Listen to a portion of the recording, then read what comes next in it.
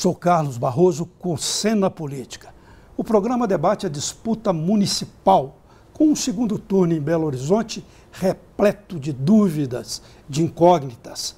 Segundo pesquisa do Instituto Datatempo, publicada no último domingo, está pau a pau aqui em Belo Horizonte. 33,9% para Alexandre Calil, do PHS, contra 32,7% do tucano João Leite. Empate técnico, já que a margem de erro é de 3,1 para cima e para baixo.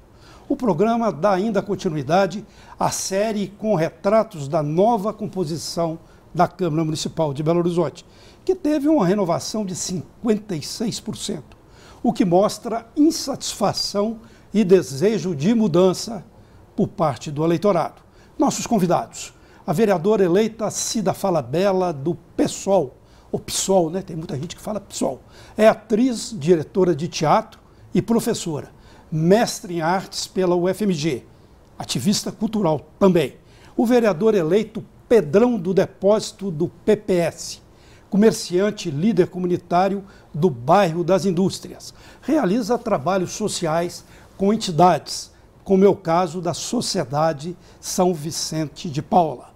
E também a jornalista Carla Crift. Foi repórter de política do jornal Estado de Minas e da Rádio Confidência. Foi coordenadora de comunicação de Contagem e também repórter de O Tempo, onde ocupou a chefia da editoria de política. Prazer em recebê-los aqui. Parabéns aos vereadores pela eleição, né? Uma batalha muito difícil. Prazer em receber a minha companheira Carla Crift. Começando com você, Cida Falabella. O PSOL foi uma das surpresas dessa eleição aqui em Belo Horizonte. O partido nunca tinha eleito um parlamentar, a Câmara ou a Assembleia Legislativa, e que eu saiba nenhum prefeito em Minas Gerais. E de repente emplacou duas vereadoras, duas mulheres. Uma coisa até difícil aqui em Belo Horizonte, porque na última legislatura lá na Câmara Municipal só tinha uma mulher, uma delegada, né? Uma delegada. E agora são duas mulheres na Câmara Municipal. Como é que você explica as razões políticas e sociais dessa ascensão do PSOL aqui em Belo Horizonte? Acho que o PSOL hoje representa um sopro de esperança, né, à esquerda, e é um partido que sempre primou pela ética, por uma correção mesmo na sua construção, né, que nunca recebeu verbas privadas e que vem aí militando junto aos movimentos sociais na cidade e se juntou nessa empreitada a uma movimentação, da qual eu faço parte também, que se chama Muitas pela Cidade que Queremos, que traz um pouco essa ideia do reencantamento pela política, que a política pode ser alguma coisa alegre, pode ser bonita, que ela pode ser participativa, colaborativa. E acho que essas duas forças, né, se juntando, e uma campanha toda feita na raça, com muita colaboração, de uma maneira horizontal, e principalmente com um número grande de mulheres, né,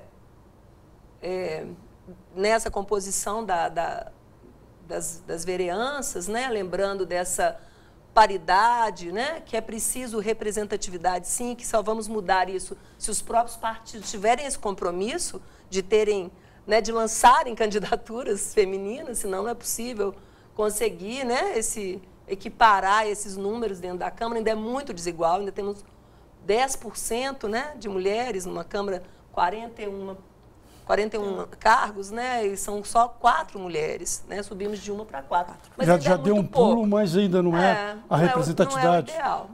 Mas eu acho que se explica sim, acho que foi uma surpresa para a cidade, mas acho que não para a gente que estava na luta. Você, particularmente, quando eu falei que ia trazê-la aqui, você me perguntava se você é parente das atrizes, né? Você também é atriz, mais conhecidas mais em novela, Débora e Cíntia, né, Falabella? Você me pergunta, você é parente desses Falabellas? Eu sou parente, os Falabella todos são ligados às artes, somente ao campo da teatro, comunicação, né? à publicidade. Sou com muito orgulho parente de Débora Falabella, de Cíntia, e você sobrinha do Rogério, que militou muito tempo na televisão, na área comercial também da TV, do Haroldo Falabella. Foram os primeiros que começaram em Minas que trouxeram uma câmera, um equipamento super moderno e que começaram a Falabella Filmes. Com muito orgulho, sou parecida. E você, a partir dessa plataforma de teatro, de cultura, você esperava a sua eleição? Olha, é difícil, né, se lançar numa campanha assim, com pouca estrutura e com muito amor e muita colaboração. Eu venho das lutas pela cultura há muitos anos na cidade, pelo menos 30 anos. Então, eu já participei de Conselho Municipal de Cultura, do antigo Conselho da Cidade em 2000, 2001. Fui do Movimento Teatro de Grupo, fui presidenta do Movimento Teatro de Grupo por 2 vezes. Tem um espaço na periferia de Belo Horizonte, que é a ZAP 18, que trata o teatro de uma maneira política, social, com formação de jovens, com grupos de mulheres. Então, assim, é uma surpresa, mas, ao mesmo tempo, é uma trajetória coerente com o que eu já fazia, né? Então... Cida, eu vou passar também a palavra ao Pedrão do Depósito. E, Carla, depois você também faça a sua intervenção. Depois a gente vai falar também do segundo turno. E eu convidei a Carla vocês viram eu falando ali, pela experiência dela como colunista, como jornalista, como editora de política, uma pessoa que tem uma visão aguda, né, e arguta da eleição, da política aqui em Belo Horizonte. Pedrão do Depósito, você se elegeu também pela primeira vez, mas você tem uma história incrível, né? Na última eleição, em 2012, você sabia disso, Carla? Ele chegou a ser diplomado como vereador. Eu lembro. Foi diplomado, mas não ocupou, né? Por quê? O que aconteceu? Resume para a gente que história é essa. Você foi eleito diplomado, mas depois não perdeu a cadeira de vereador. Infelizmente, foi a lei do quociente eleitoral, né? Quociente eleitoral partidário. Nós fomos eleitos, fomos diplomados, tivemos lá na Câmara fazendo vários cursos. Esse aqui é o seu gabinete, aquele ali é o seu assessor. De gabinete, nós fomos na reunião com o Léo Burguês, com o Márcio Lacerda, com a Anastasia, fizemos todos os cursos. A cacicada toda, conheceu a cacicada toda. Com certeza, a gente aprendeu um pouco do que é a Câmara, o que a gente estava ali pisando ali firme mesmo para ser o vereador, para representar a nossa comunidade, o nosso bairro, mas infelizmente teve uma demanda que é Dudu do Salão, do PT do B, Luiz Tiber, e ele foi, na época, ele não tinha descompatibilizado do cargo de presidente da Associação de Altos Pinheiros. E ele perdeu os votos dele. Mas juridicamente o Luiz Tiber fez o correto, brigou pelo partido dele, e lá em Brasília ele conseguiu reverter e conseguiu que valesse os votos do Salão, e nessa demanda aí, infelizmente, o Dudu passou na nossa frente, o partido, né, o Dudu não, o partido do Dudu passou na nossa frente e nós ficamos com aquele A vaga parece que ficou com o Pelé do vôlei, né? Mas a gente acredita que passado é passado, a gente ficou meio chateado, mas não por isso a gente perdeu aquela vontade de representar, aquela vontade de ganhar. E estamos aí de novo, graças a Deus. Agora você está igual aquela música do Roberto Carlos. Voltei, né? Voltei para ficar. Para ficar, né? E outra curiosidade sobre a sua eleição é o seguinte: foi uma das marcas dessa eleição, desse perfil da nova Câmara, da composição da nova Câmara Municipal, que teve uma renovação muito grande, foi eleição de pessoas ligadas, assim, no seu caso, depósito, da ambulância, do sacolão, do esporte, o professor, não sei mais de que, foram vários candidatos com essas denominações. Você acha que, por que está acontecendo isso? Seria porque os políticos já não são mais referências? Os políticos estão perdendo espaço e as pessoas estão escolhendo o candidato do depósito, do salão, do sacolão, da ambulância, da farmácia. Né?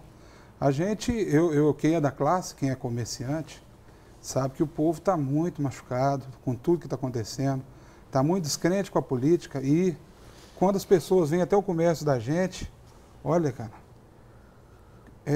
fazem da gente um psicólogo, conversam com a gente, colocam os problemas, expõem e a gente, da melhor maneira, a gente tenta ajudá-los. E a gente vira referência. As pessoas realmente acreditam na gente. E você está com uma tipóia, isso aí é a luta pelo voto, quebrou o braço? Olha, eu deveria ter quebrado as pernas, né, que eu estava correndo demais. Mas, infelizmente, isso aqui foi uma queda que eu tive. Mas não foi uma buscando queda voto. eleitoral, não? Não, a queda eleitoral nós também Você teve em tivemos, 2012, né? Na última eleição para cá, nós caímos um pouquinho da votação, 450 votos. Houve uma queda, mas eu acho que acredito ainda que seja devido à descrença do próprio eleitor em estar fazendo essa escolha política. Você sabe, né, Cida? Você esteve num partido onde que teve uma pessoa fenômena. Áurea. A Áurea foi fenomenal. Ninguém... De onde saiu tantos votos, que a gente sabe que é difícil. Por mais que a pessoa tenha uma igreja... A vereadora eleita tem teve trabalho mais de social, 17 mil votos. 17 Ganhou mil. de muitos figurões, pesos pesados aí, de figurões aí da Foi a mais bem política votada de municipal. Belo Horizonte, né? Ela foi a mais bem votada de Belo Horizonte. E a gente, nessa corrida de voto aí, ó, infelizmente, tive uma queda. Fraturei o nervo aqui, fraturei não, distendeu o nervo, né? E a gente está tentando agora ver se a gente descansa um pouquinho. Vereadora, eu queria aproveitar essa colocação que o Barroso fez, de que realmente foram eleitos vários vereadores ligados ao comércio, a atividades econômicas específicas, e que utilizaram dessas atividades como mote de campanha, inclusive no nome, né? Então, colocaram a atividade no nome. Mas eu queria saber qual é a avaliação do senhor a respeito dessa composição, em que temos vários vereadores assim, porque a impressão que se dá é que a gente começa a viver uma eleição e uma composição de Câmara meio, digamos assim, fragmentada. Então, um vereador vai legislar para aquela região, o outro vai legislar para aquela outra região. E aí eu pergunto, como é que fica a visão geral, ampla da cidade? Como é que o senhor pretende sair do campo da região do senhor, bairro das Indústrias, daquela região, não é isso? Barreiro. Como é que o senhor pretende sair ou o senhor não pretende? Ou o senhor acha que realmente o interessante é fazer uma política mais localizada? E também da psicanálise do depósito, né? Ele falou que faz uma psicanálise lá com... Isso. Pois é, igual eu te falei, o eleitor ele tá muito descrente com a política e traz atenção para a gente, que tem uma voz, que a gente tem um pouquinho de moral com a nossa comunidade.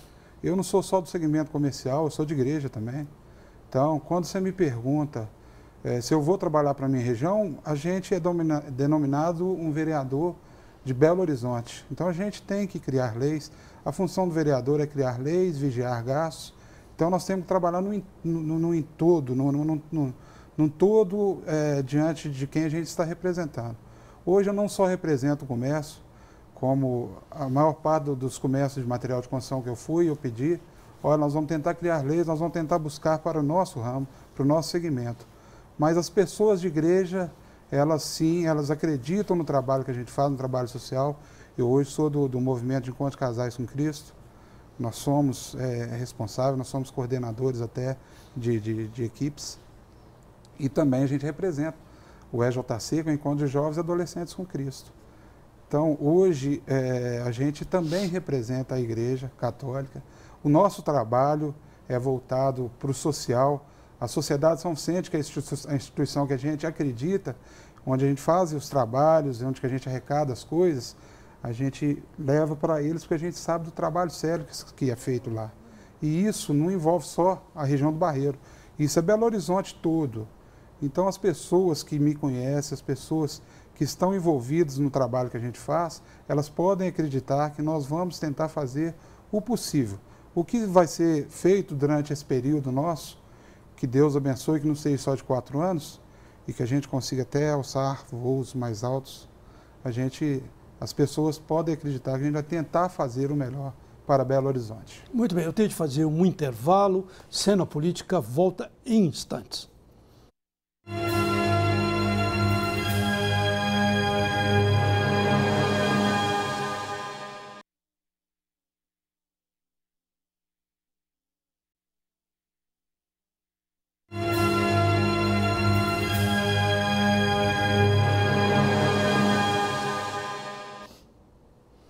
Segue Cena Política debatendo o segundo turno em Belo Horizonte e perfis, retratos da nova composição da Câmara Municipal da cidade.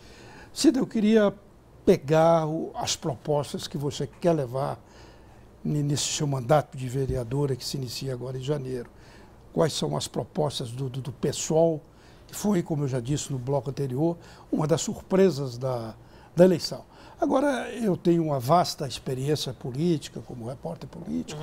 A Carla também tem uma experiência bem considerável, não digo que é tão vasta quanto a minha, porque ela é bem mais nova, né? Bem mais jovem.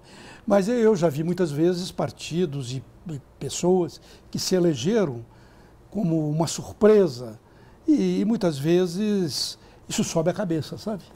Cai naquele trabalho só mediático, propostas mediáticas, sobe a cabeça de pessoas e de partidos. Não estou falando que é o caso do pessoal. Qual que é o cuidado que o partido está tendo para fazer o trabalho realmente social e não ficar nessa questão só mediática, da beleza da eleição, da vereadora mais votada? Bom, primeiro, eu não sou a vereadora mais votada, é a Áurea Carolina, maravilhosa. Sim, mas estou dizendo do partido. E a eleição dela, e acho que a minha, de mulheres, do PSOL, mostram, né, que as pessoas querem experimentar coisas novas, né, querem outras opções.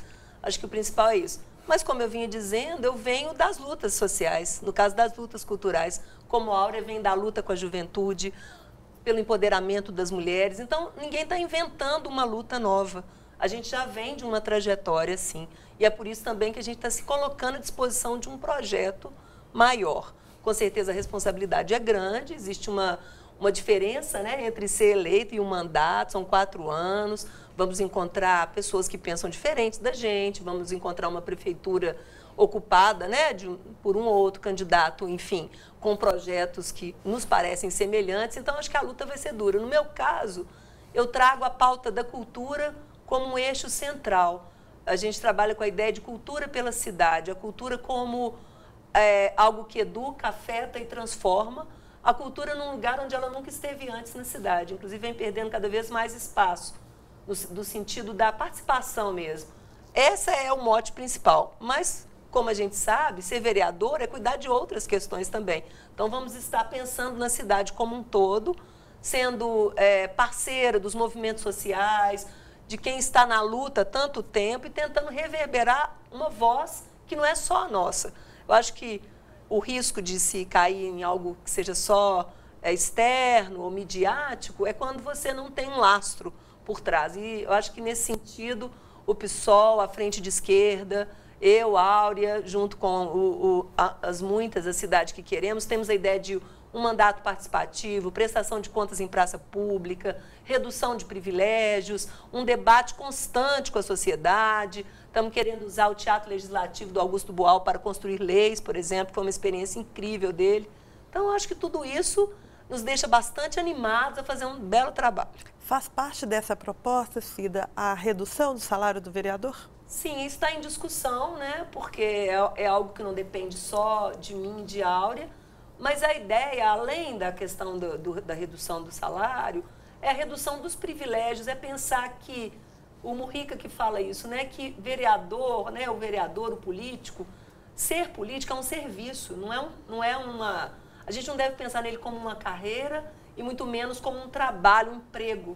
Eu acho que isso é que a gente quer trazer muito fortemente. Mas sim, já nesse mandato, a gente já assumiu um compromisso de doar em torno de 50% do salário para um fundo que nós vamos criar para projetos, para microprojetos que estejam trabalhando com essa ocupação da cidade. Então, nós vamos começar na prática,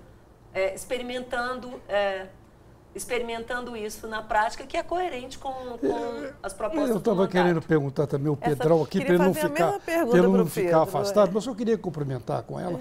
Depois nós passamos para você, viu, Pedrão? Você não está aí abandonado, não.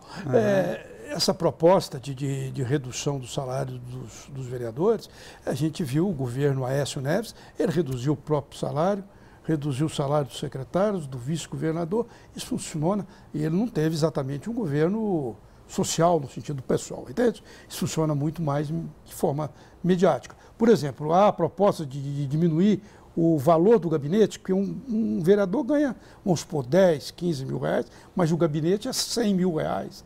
Assessores, gastos de gabinete, esses gastos. Há também a proposta de reduzir essa metade? Há a proposta de uma transparência total nisso e de que o gabinete seja ocupado pelas forças que nos ajudaram a estar onde estamos, né? Que vieram somar nesse mandato. Então, eu acho que mais do que eu reduzir o gabinete, será um gabinete representativo dessas forças. Mas sim, tudo que está ligado a privilégio e a um uso excessivo do dinheiro público para algo que não é necessário, isso será feito com certeza. Carla, você queria estender para o Pedrão? Eu queria fazer a mesma pergunta, eu queria saber a posição do vereador a respeito da proposta de redução do salário.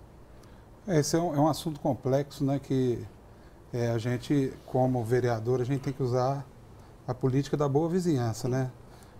Não sei qual que é a opinião de outros, não quero ficar em cima do muro também, mas se esse retorno de redução for para o social, a gente também é de luta, a gente sabe que muitas pessoas que vão buscar obras em OPs, obras que o PPR, que foram prometidas aí, se esse dinheiro, se esse valor fosse revertido para essas obras sociais, para a saúde, para a educação, a gente também aceita essa redução, a gente vai conversar e nós vamos trabalhar para que isso aconteça, desde que seja bem claro e que isso vá realmente destinar a essas obras sociais que acabam não acontecendo, né?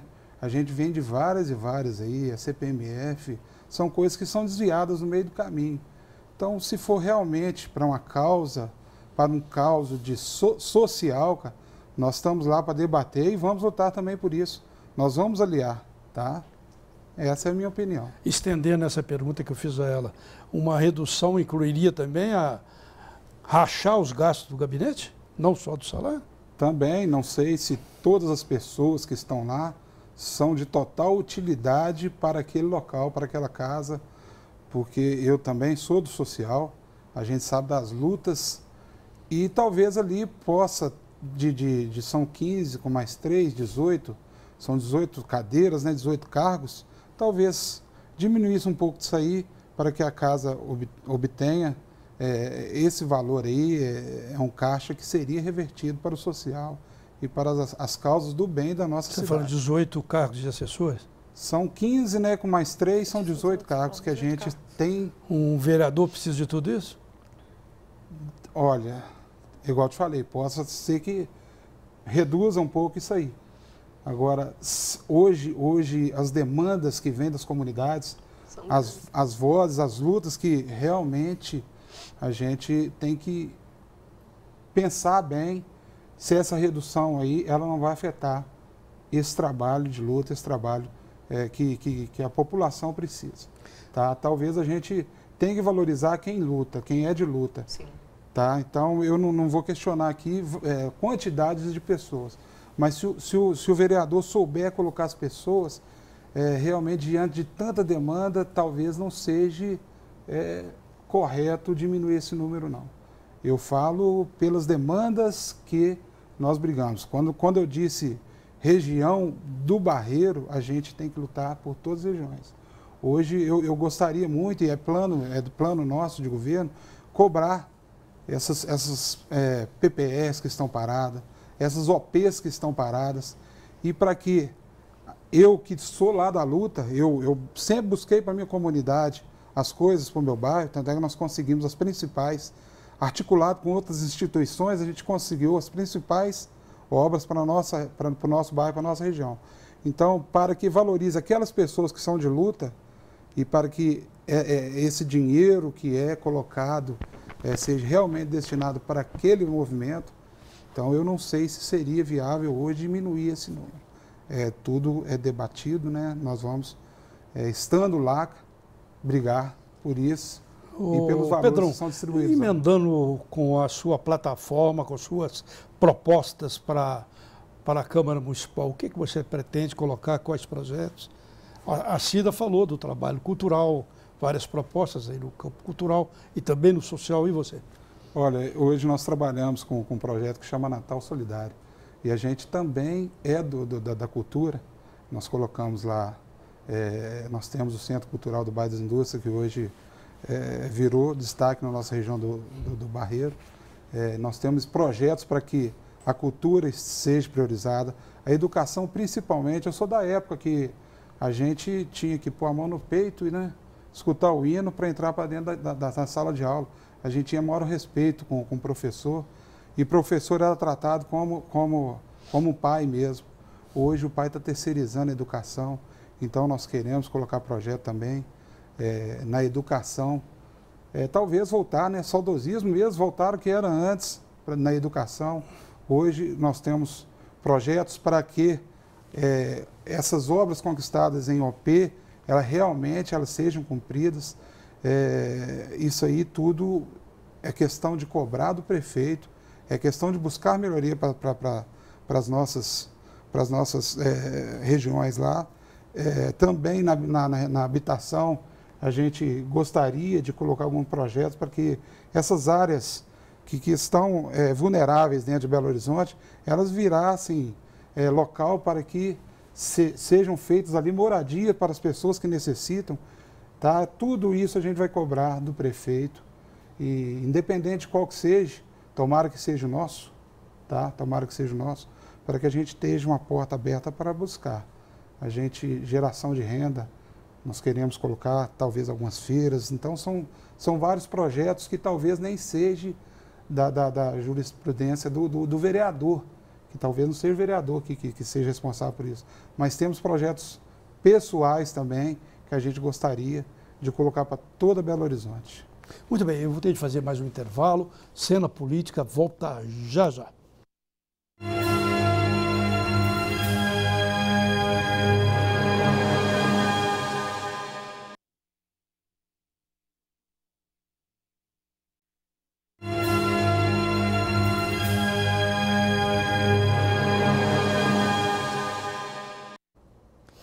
Segue Cena Política nesse terceiro bloco, debatendo o segundo turno das eleições de Belo Horizonte e também o perfil da nova composição da Câmara Municipal da cidade. Com presença da vereadora Cida Falabella, que é do PSOL, do vereador Pedrão do Depósito, que é do PPS, e também da jornalista Carla Crift. Carla, vamos esquentar essa discussão agora, depois a gente volta a falar em Belo Horizonte com os vereadores. Vamos falar sobre o segundo turno. Vamos começar por você. Você, como eu já falei, que tem uma visão arguta aqui da cidade, da eleição aqui na cidade. Como é que você está vendo esse segundo turno? A gente teve uma pesquisa que está mostrando os dois candidatos do segundo turno, pau a pau, estão... É natural, né, os dois candidatos. O Calil está subindo. Eu acho que é natural os dois candidatos estarem com percentuais parecidos, inclusive porque são dois candidatos muito parecidos, né? Você acha que os dois estão assim no centro-direita? Você diria isso? Sim. Se você for ver bem, né, a origem dos partidos, né? O PSDB, o PHS, ele sempre foi muito próximo do PSDB, né? Inclusive, os grandes nomes do PHS... E o Calil é ligado à Aécio Neves, né? Os grandes nomes do PHS de Minas hoje, tem um deputado, Marcelo Aro, tem um prefeito eleito agora em Betim, Vitório Medioli. O Vitório Medioli, por exemplo, foi deputado federal pelo PSDB durante muito tempo. Muitos mandatos. Então, assim, a gente sabe que os dois partidos são muito parecidos. Se você for ver, as propostas também são muito parecidas. Então, assim, é natural que a população que se identifica com essas propostas, que, na minha visão, é de centro-direita, sim, né, elas se dividam entre os dois. Acho que é natural que seja um embate duro. Eu acho que o que vai ser definidor vai ser realmente a ausência, a abstenção, nulos e brancos. Nessa né? pesquisa do Instituto Datatempo, são lá quase 35%, né, que dizem que estão indecisos, nulo, branco. Eu acho que existe, assim, eu acho que existe uma possibilidade de crescer, porque eu acho que as pessoas que não estavam convencidas no primeiro turno, eu não vejo hoje um potencial de convencimento dessas pessoas para o segundo turno. Então, eu acho que quem votou branco, nulo ou se absteve, provavelmente vai continuar votando branco, nulo ou se abster.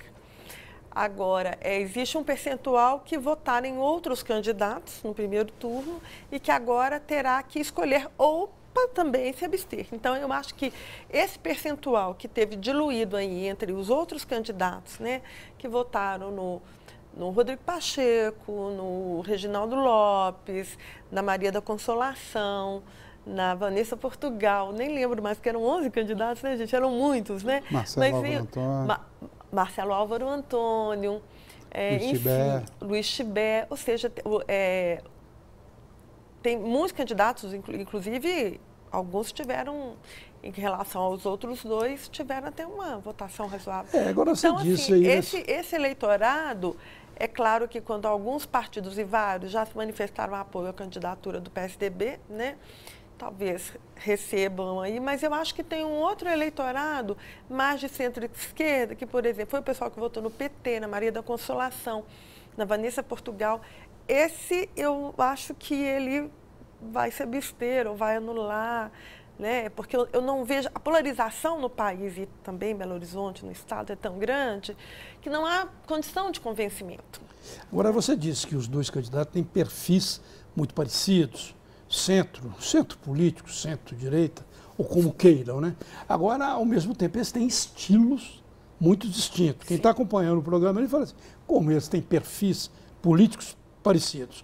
O João Leite está tentando abarcar a maioria dos apoios políticos, todos os apoios políticos, está abraçando todos os apoios políticos, inclusive vários desses nomes aí que saíram do primeiro turno estão apoiando o João Leite. Já o Calil entrou no segundo turno mandando os caciques políticos para os infernos, né? Literalmente, que ele disse. Eu vi a propaganda esses dias dele na televisão lá, que ele diz, coloca lá uma gravação do Aécio ao lado do Pimentel, apoiando Márcio Lacerda, né? Sim. E depois ele joga aquela frase, né? Chega de políticos, né? Mesmo ele sendo político, já passou pelo PSB, já passou por vários partidos. Então, acho que o eleitor não está pensando muito bem, talvez em perfis parecidos. É uma políticos coisa acham... pessoal, né? Uma coisa é a característica pessoal, a outra é o alinhamento político, partidário e ideológico. Quando eu digo que são muito semelhantes, eu estou falando da questão política, partidária e ideológica, né?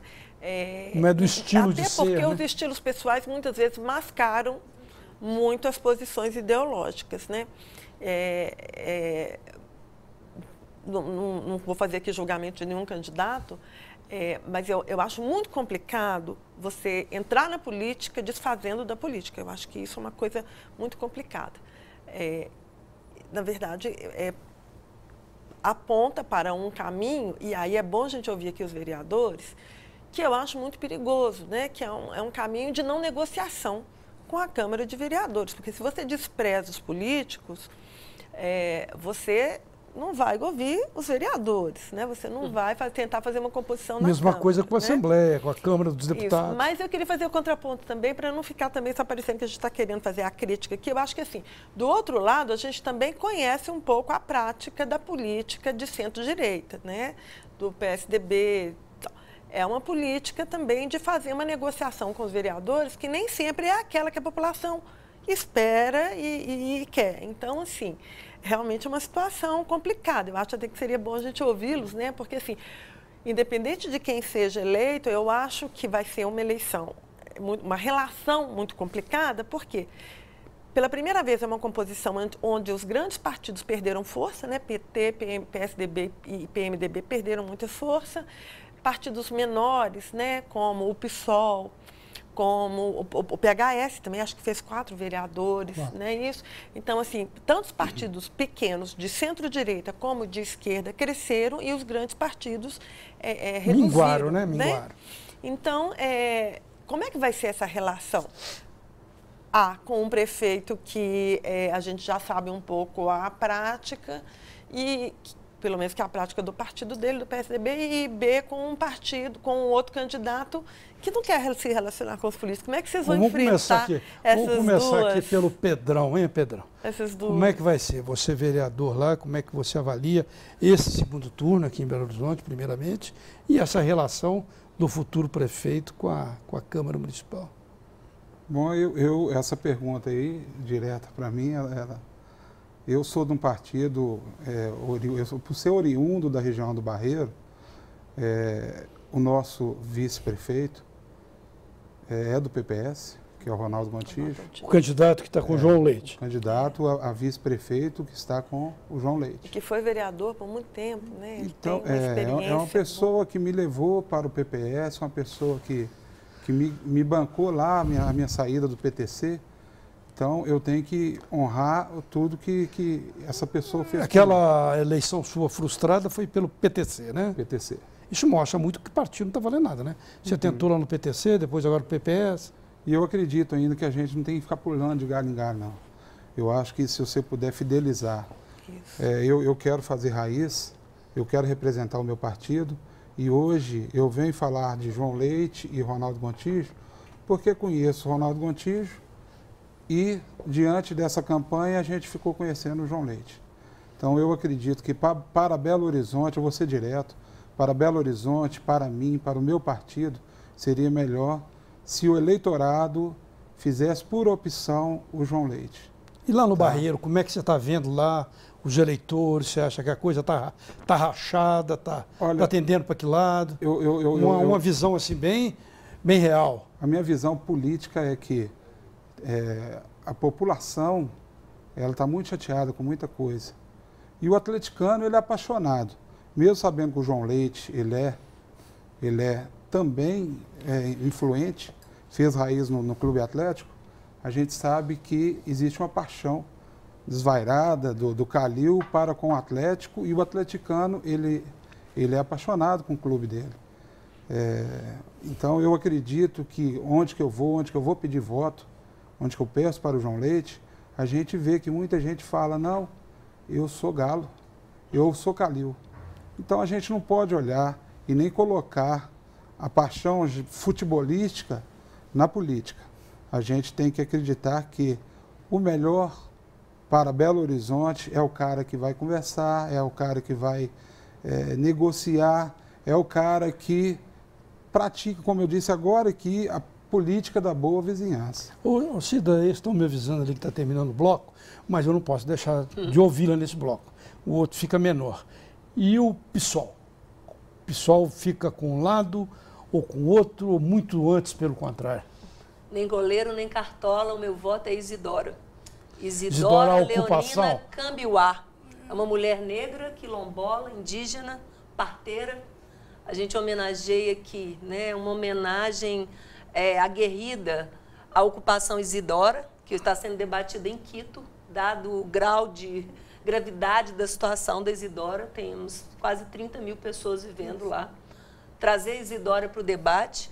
Leonina, por causa de uma maternidade em Venda Nova que está fechada há 7 anos, que se chama Leonina Leonor Ribeiro, em homenagem a uma parteira, uma mulher que depois se tornou enfermeira. E Cambiuá em homenagem, né, lembrando os indígenas não aldeados que estão pela cidade, que têm uma dificuldade muito grande de sobrevivência, né, de sobreviver com a sua cultura, com a sua luta. E então é essa a nossa proposta, é uma personagem do nosso sonho, do nosso desejo de cidade, que não está nem numa proposta nem na outra, que para nós, sim, são muito próximas. Embora o perfil pessoal dos candidatos seja diferente, a gente não acredita que as propostas sejam tão diferentes assim. E acredito também que a Câmara dos Vereadores e que o trabalho da vereança, ele está rebaixado na sua condição, em todo o Brasil, na cidade, né, nas cidades, e que a gente precisa retomar esse espírito de independência dos poderes, porque a democracia só cresce e sobrevive se a gente tiver essa independência. Então, é importante que qualquer um dos prefeitos, né, eleitos, a gente torce para que seja Isidora, mas que a gente consiga ter um diálogo e um respeito, porque cada poder tem o seu papel na democracia. Então, não é possível que a Câmara fique a reboque dos prefeitos eleitos. E quem quiser votar em Isidora faz o quê? Não está lá? 99. Isidora é o número 99. Somos os 99%, né, que não comandam a economia, mas que sofremos seus efeitos. Não vai estar lá, né? Não vai estar lá. Vai estar lá. Vai ser o voto nulo, né? 99 bateu 99. Vote Isidora. Como é que é a frase mesmo? Nem cartola? Nem goleiro, nem cartola, o meu voto é Isidora. Muito bem. Cena Política faz mais um intervalo e volta já.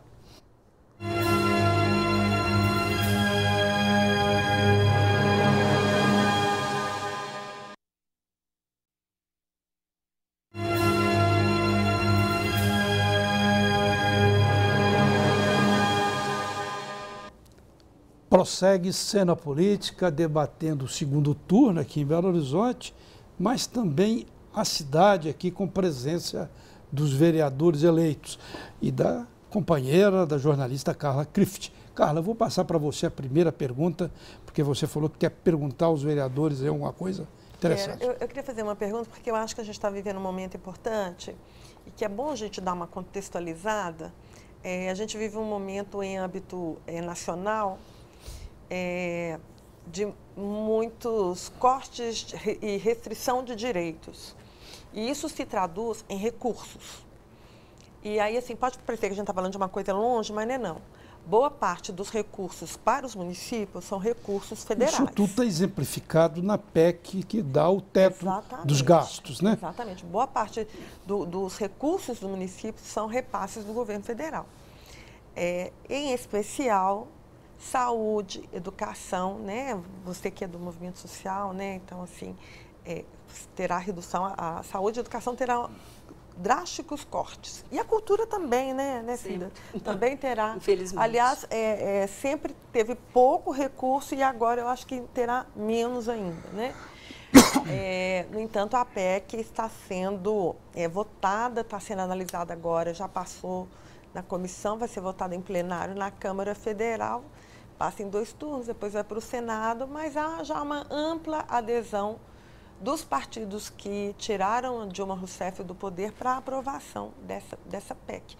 Aí a pergunta que eu faço a vocês é como gerir, né, como conviver com os cortes e fazer cultura, saúde e educação no município?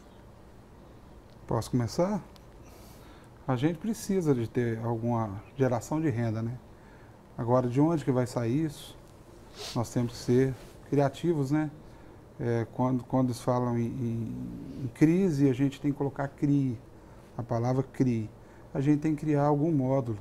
A gente sabe que essa redução aí se diz respeito também à falta de arrecadação de impostos. Então, onde que você gasta muito e arrecada pouco, você tem que ter o equilíbrio, né?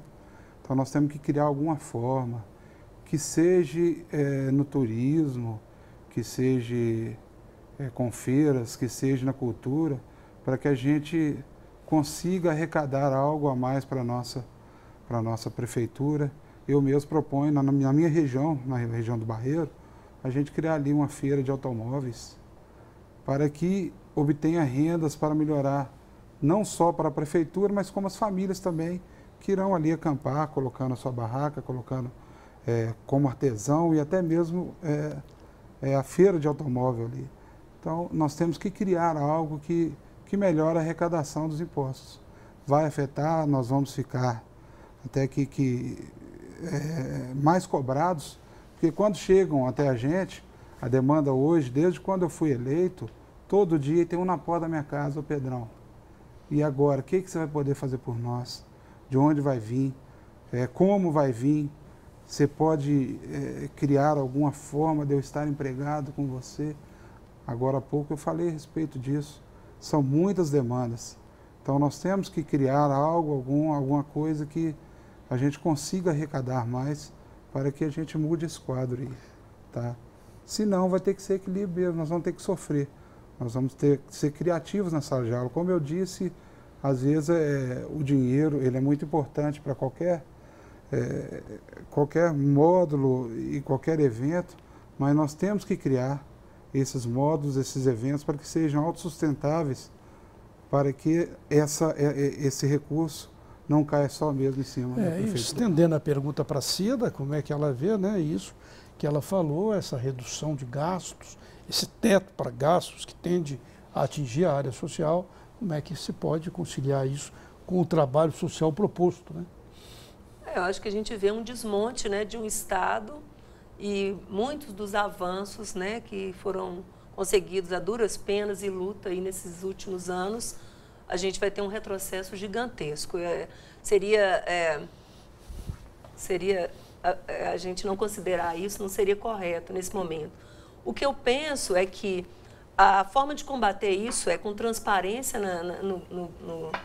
né, abrindo essas caixas que ficam normalmente fechadas pensando a cidade menos como uma cidade empresa e mais como uma cidade de todos e de todas, e considerando quais são as prioridades, então, para se investir nessa cidade. Na área de cultura, por exemplo, que eu acho que ilustra bem a forma como a cidade vem sendo pensada, a gente fala muito que é uma cidade fachada, uma cidade de cartão postal, que está muito preocupada com grandes eventos, com grandes acontecimentos na área cultural, e muitas vezes os centros culturais da periferia estão com menos recurso, tem pouca autonomia para gerenciar, né? Os projetos ligados às áreas que estão mais distantes do centro têm menos recursos do que os outros. A gente vem de uma luta aí grande de chegar a 1% na cultura no município, e nunca conseguimos atingir esse percentual, e a gente sabe que a cultura pode fazer uma grande diferença na cidade, porque quem tem mais acesso à cultura e à arte fica menos doente, tem a ver com a mobilidade urbana, com ocupar essa cidade, com a possibilidade do uso das bicicletas, tudo isso é uma conversa sobre a cidade. Eu acho que a gente só pode combater isso com um diálogo com os setores representativos, com um diálogo aberto, para que a gente consiga, sim, com criatividade, com transparência, conseguir driblar isso e também sem deixar de lutar por dias melhores, né? Não vamos considerar que essa PEC do fim do mundo veio para ficar. A gente sempre acha que é possível modificar as coisas pela luta, né? Será que muda? Eu acho que é possível, né? Estamos aí para provar isso, né? Tomara, né? Olha aqui, já estão me avisando ali que tem um minuto. Fala aí, começar por você, um projeto que você vai apresentar efetivo. Olha, isso aí nós vamos deixar para que os vereadores, né, em um bem comum, a gente coloque esse projeto. Eu falei de vários projetos. Mas um assim, primordial para você. Olha, eu não vim aqui e eu sei que o que o vereador tem que fazer mesmo é vigiar os gastos e criar leis para o município. Então, esse projeto, não vou falar de projeto pessoal, mas um projeto coletivo. Eu até gostaria que nós, Cida, criássemos ali dentro da Câmara um grupo de pessoas para que a gente pudéssemos mudar essa visão negativa que a política está colocando dentro da cidade. Então, eu gostaria que nós criássemos esse grupo, tá? Para que a gente juntos pudéssemos trabalhar. Eu me coloco à disposição de Belo Horizonte, eu me coloco à disposição da população e de toda a Câmara para que a gente possa mudar esse quadro já nasce aqui, e juntos fazer um projeto. Já nasce aqui em Cena Política uma ideia de um projeto, né? Sim. Um projeto primordial da sua... Um dos projetos primordiais é a cultura em movimento. A ideia de trazer um projeto de lei que pense a cultura não como apenas o setor cultural, mas a cultura atravessando todas as pautas da cidade. Muito bem, eu agradeço a sua presença, obrigada. Vereadora eleita Cida Falabella, desejando-lhe um mandato efetivo. Obrigada. E também ao vereador eleito, Pedrão do Depósito, obrigado. Com esse mesmo votos de um mandato efetivo para valer na Câmara. Agradeço também a jornalista Carla Crift. E Cena Política agradece principalmente a você que acompanha o programa semanalmente. Semana que vem tem outro debate. Até lá.